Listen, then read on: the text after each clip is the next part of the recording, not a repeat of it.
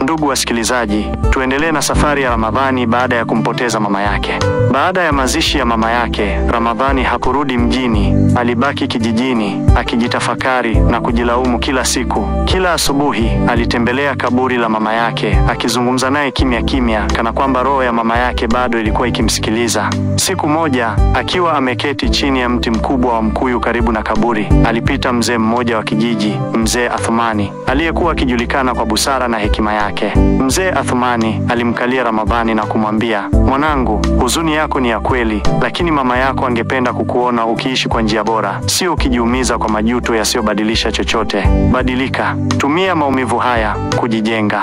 Maneno hayo yalimgusa Ramadhani moyoni. Usiku huo alikesha akitafakari. Alfajiri alikwenda kuomba kazi kwenye shamba la majani chai lililokuwa bondeni. Alianza kama mchumaji wa kawaida, lakini kutokana na bidii yake, miezi michache baadaye alipandishwa cheo na kuwa msimamizi wa kikundi kidogo.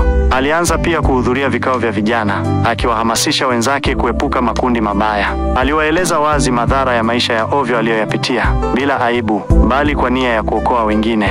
Miaka mitatu baadaye, Ramadhani alikuwa amejenga kibanda chake, amenunua pikipiki ya bodaboda, na alikuwa akimtunza bibi yake mzee aliyekuwa akiishi peke yake. Watu wa kijiji walimwamini, walimheshimu, na wengine walianza kumuita mwalimu wa maisha. Lakini usiku wa manane, alipokuwa peke yake, machozi yalimtoka kimya kimya. Alikumbuka sauti ya mama yake, tabasamu lake, na siku aliyokosa kumuaga kwa mara ya mwisho. "Laiti mama angekuwa hai, angeona mabadiliko yangu. Lakini najua, popote alipo, ananiona na anajivunia," alisema Ramadhani, akifuta machozi.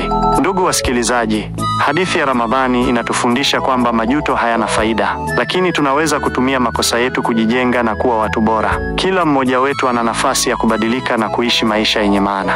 Asanteni sana kwa kuwa nasi.